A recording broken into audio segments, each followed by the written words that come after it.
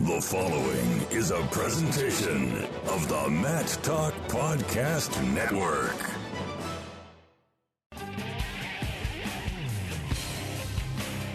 It's time for the Guillotine Grapevine, a podcast for the land of 10,000 wrestlers. 10,000 wrestlers. Now, here's your host, award-winning wrestling broadcast journalist, Jason Bryant.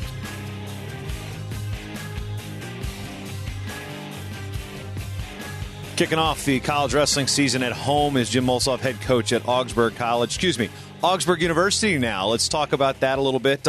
What does the shift to university from college mean from maybe a recruiting standpoint? I guess, opportunities for graduate school and things of that nature. I think it's a great thing for the institution. It's going to be just hard to break the habit because I'm walking around. I'm seeing Augsburg University signs everywhere, but I'm still catching myself. I'm seeing a logo here and there with the old athletic logo. There's an updated, fresh design to it. And, this school's changing. I mean, how much has it changed since you've been here, which is, it's been quite a while. Yeah, 11 years now. It's changed significantly. We're excited about the new science building that's being put up. It's going to open up here in January with classes being held in there. And then, just the whole renovation of the campus. It's just an exciting time at Augsburg University. Good to say. We were talking with Richard Immel at USA Wrestling on the Bonus Points podcast, doing a D1 preview. We're talking about how great the Division I season is going to be. From your perspective as a coach, how exciting is the Division III season going to be? Not just here at Augsburg and your rivals down the road in Waverly, but as Division III as a whole. The championships coming to Cleveland, week before the D1 championships, also in Cleveland. What's your perspective on the D3 landscape this year? I think it's improving, obviously. Especially, Johnson Wells doing nice work out east. Stevens Institute, it's got some hammers out there. Ferrum, doing great work. I just think it's exciting for Division III wrestling with some great coaching going on out there, providing opportunities for these kids. It's going to make the whole division more competitive, and I guess that's really good for wrestling. When it comes to recruiting, what are the differences really from, you've got Hammer kids all over Minnesota, and you've got a lot of successful Division II schools that offer scholarships in Division III. There's a couple good Division III schools here in the state. Recruiting in state, how difficult is that, especially with, the U gets who they want, essentially. You lost one of those guys to the U this year with Owen Webster, who was third last year. But, what's the recruiting like here at Augsburg that has changed since the more Division III programs and the push from programs like St. Cloud State? I think the recruiting has changed in the sense that kids have more opportunities in high school. And what I mean is like national tournaments, Super 32s, Freak Show, Fargo. And along with that, coaching with Pinnacle, Minnesota Elite, Ponce Trained. I mean, there's all kinds of things going on for these kids. And all those guys that are driven in that sense, have high expectation, high goals, all wanting to go Division I, right? That's what they're working for. So that changes the recruiting aspect of it a little bit because of the fact that's their dream. I think the things that works for us is really the tradition that we have academically and athletically here at Augsburg, and sometimes that's more appealing than maybe the 365 a year grind, if the Division I program would offer. What are the similarities for you, having spent time on the junior staff in Fargo, having to teach kids? There are high-level kids and there are not so high-level kids that you actually have to teach, spend more time teaching. You're not going to tell the elite-level kids that have been with Paulson anything they don't already know because they're getting it from Paulson. But you have to do a lot of coaching with the younger kids. Here at Division III, you also have a lot of development. You spend time in investing in kids that, a lot of them stick around because their rosters of 40 and 50. They're here. They're like being part of a team. But how much of the actual day-to-day head coaching job for you is actual on the mat coaching technique? For me, not a lot. For the coaching staff, a lot. That is a big emphasis for us is development. That has been the backbone of Augsburg success wrestling wise is development. Taking a kid, Grant Parker from wrestled with was an All-American in 2016, and Rashad Kennedy also in 2016. All-American, and both those guys never qualified for their state high school tournament. You know, and they were Sibley kids, right? Yeah, Henry Sibley was shot, and then on Alaska for Grant. You know, and I guess that is the teaching and developing that those guys, they still had to do the work and all that, but they got the resources and support to actually, meet their goals, but also, fulfill their expectation at the same time. You can't really ask for anything more when it comes to facilities. The Allen Glory Rice Wrestling Room is used by your program. It's also used by the Minnesota Storm and the Greco program. What's it mean when you see the Greco guys and the elite level senior freestyle guys come in, they got workouts and some of your kids may be in getting a drill and be like, okay, those guys are training for the Olympics and I'm here, one mat over from them working out. I think anytime that, especially a college student, who really doesn't know what he wants, has an opportunity to see the senior level athletes that are training for the world championships or the Olympics, see them train, and rub elbows with them at the same time. And a lot of the times, it's the same message that they're hearing, in the practice room at Augsburg. And it's just different in the sense that, that they are doing firms, that they are doing the right things. And so I think it's a great opportunity for our kids, and it's a great opportunity for the institution to be able to host those types of athletes here at Augsburg. One of the big points of discussion in the past couple of years is realignment. That's happened in Division III. The region has gotten significantly tougher. The names have been changed a little bit now in the upper Midwest, although Pacific is still sitting out there in Oregon going, hey, what about us? But when you look at now the teams that have come in the region, all the Wisconsin schools are now in there. Lacrosse is coming in, and they've been to this tournament. They always come in back and forth with the dual meet, a good rivalry there. What is that going to do for the program, and what's it going to mean for the kids that are existing here going, okay, we've got to work a little bit harder now to qualify? I guess the realignment is a good thing. It's real similar to the Great Lakes region, when the Great Lakes, when it used to be the Great Lakes, except for the public state institutions of Wisconsin, right? So you had those guys in there, bringing in Wheaton, Elmhurst, and Chicago. And then you subtract Augustana. So we're used to it. We know what it's like. We know what we need to do to be successful with all those schools, and I like it. And I think it's just great for our kids to be able to compete in a very competitive region. Now, being a Virginia native originally, I'm looking at the way the regions break out, and I see that Southeast region. And I look at Ferrum last year coming out East, and how many of their guys lost in that round to go, that third and fourth place match. And now I'm looking at the strength based on last year. I'm going, ooh, Nate Yester's got to like this alignment. So, it can create some new players on the national scene, being able to get through regions that may have been, in their case, they were very top heavy last year. I'm not sure what they were hit by with graduation, but it creates a buzz, like you talked about Johnson and Wales and Stevens Tech, creating a buzz within Division III outside of just the Bergs. How is that helpful for the sport of wrestling as a whole, which, again, so many people pay attention to just the top half of the 76 Division I programs? It's exciting because it provides or creates opportunities, right? But then it's what that athlete does. What is opportunity, right? He's still got to get to the national tournament if he gets there and compete. And if he gets through his region, obviously he deserves to be at the national tournament, but then it's at the national tournament. What he does there is going to determine on what the program's all about. If they are, but again, a great honor in the sense that they have the opportunity to get through the region and qualify for the national tournament. It just makes it more competitive. And I guess, if it's raising more interest in their particular region, and kids see that and they go on and get their education, I think that's great for wrestling, and I think that's great for higher ed. Lastly, you can't talk about Oklahoma without talking about Oklahoma State. You can't talk about Iowa without talking about those programs, or Minnesota. You can't talk about Augsburg without talking about Wartburg. That's down in Waverly this year. It was here last year with a good crowd. How much of the calendar you're looking at right now? All right, it's on the schedule. We gotta prepare. Is it a peaking cycle for that dual meet compared to any other dual meet? Yeah, we always prepare and look forward to competing in that dual. I know our kids do.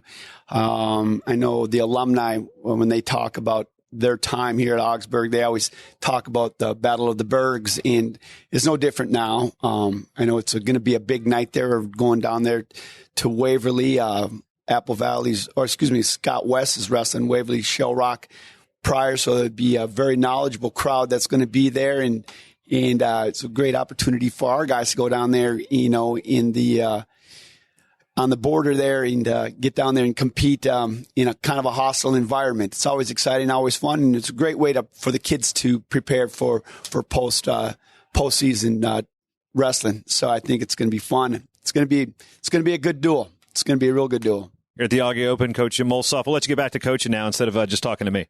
All right. Thanks a lot, Jason. Thanks for everything you do. Here with Ty Eustice. Want to know what we're talking about. Last time we talked to you on the Guillotine Grapevine, you were working with Jay Robinson camps. Now you're back into the coaching world, coaching down the road at Mankato with Coach Jim McCoskey. Well, what made you want to get back into college coaching? Yeah, I get that question a couple of times a day in the last couple of weeks, but I don't know. It's just something, I think coaching kind of is in you. It's just a passion thing.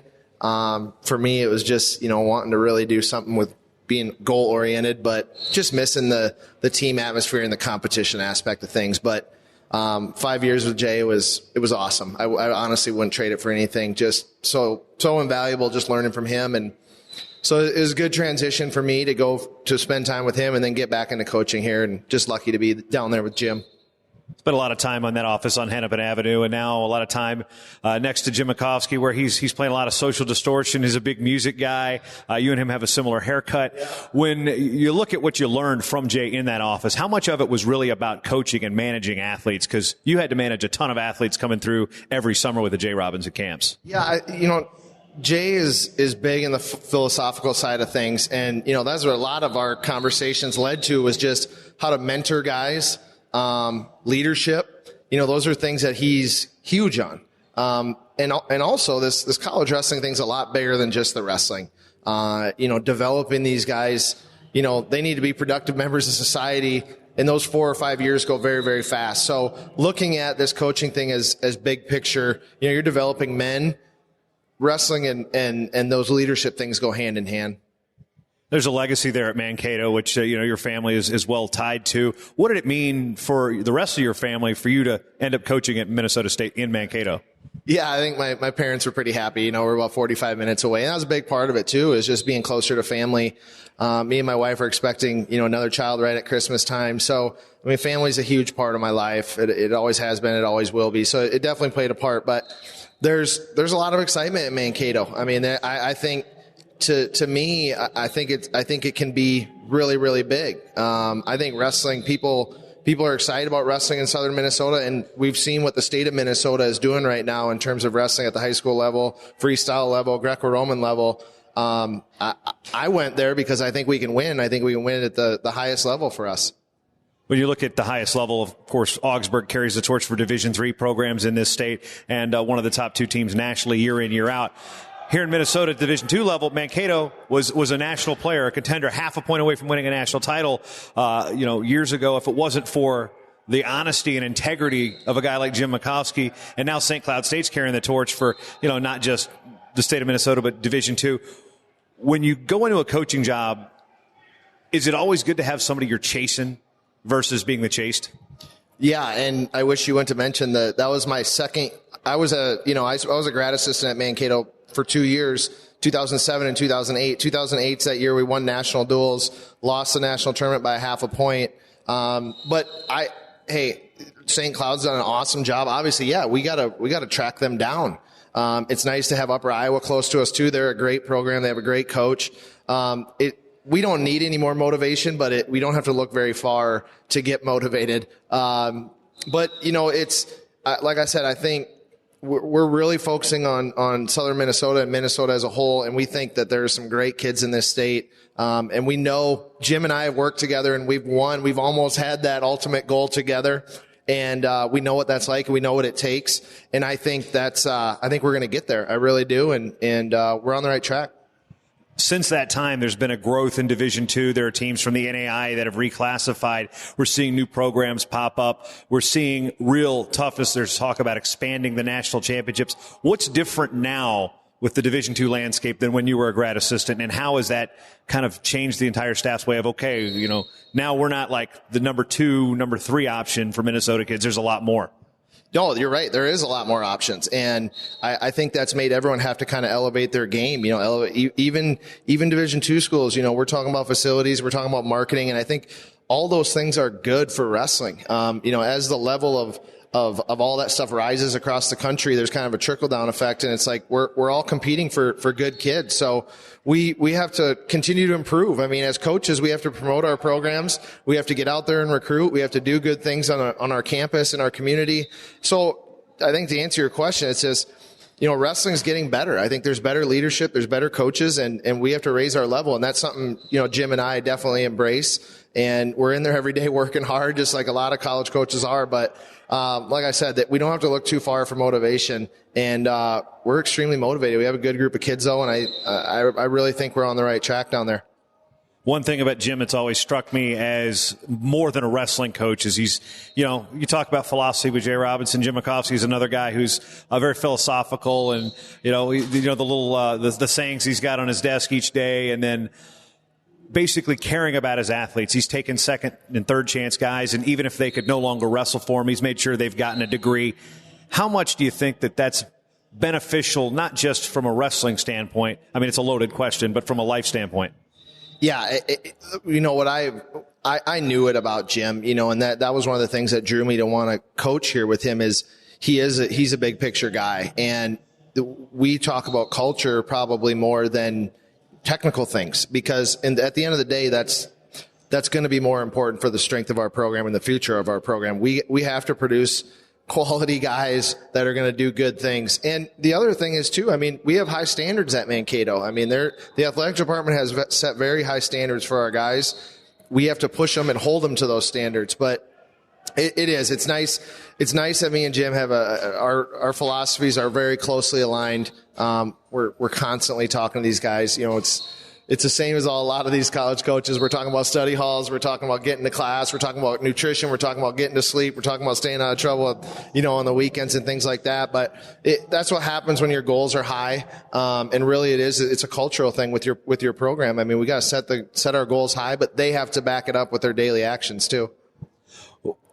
For those who are maybe, familiar with the program, but, maybe from a distance a little bit, but they maybe want to be more attentive to what you guys have in Mankato. Who are your guys to watch this year? Who should people be coming out down 169 from the cities to see, a dual meet? Yeah, we have 2 returning All-Americans. They were 8th place guys, so they got a little taste of success there at the national tournament. Corey Abernathy at 184 pounds, and Bloom, our 97-pounder. Bloom's only a sophomore, so he was All-American as a freshman.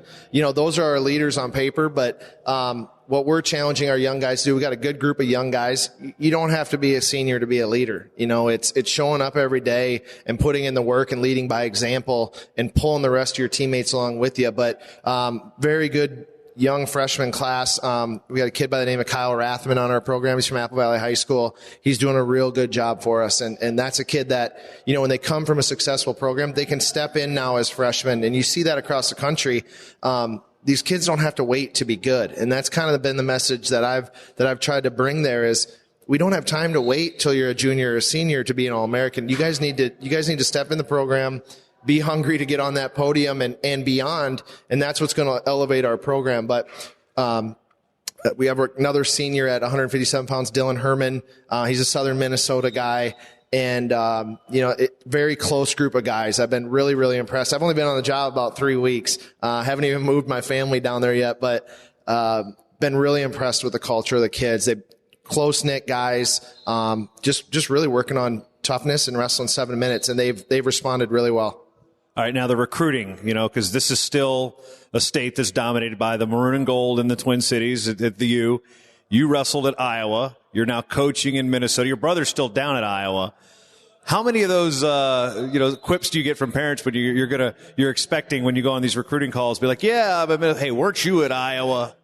No, and me and my brother were actually in opposite corners last weekend down at the Luther Open. He I think he was probably breaking some rules, but he was in one corner. and I was in another corner, Iowa versus Minnesota State Mankato. So that was kind of a neat deal. Just, you look back and say, oh, me and my brother are coaching against each other. But, I really think the recruiting, as a coach, you got to sell yourself. You got to sell your character. You got to sell your program. You have to sell the culture of what you're trying to do at your school. We're lucky. We have a great college community. Our campus is actually growing, which not a lot of people can say. We're adding dorms. We're adding cafeterias. We're adding programs.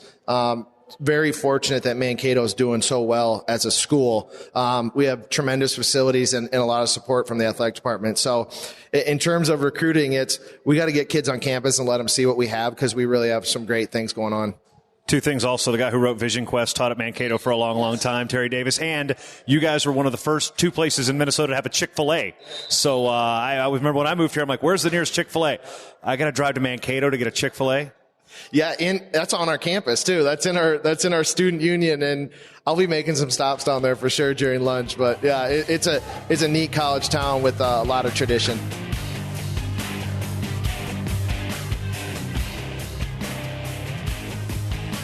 Support wrestling in the land of 10,000 wrestlers by subscribing to The Guillotine.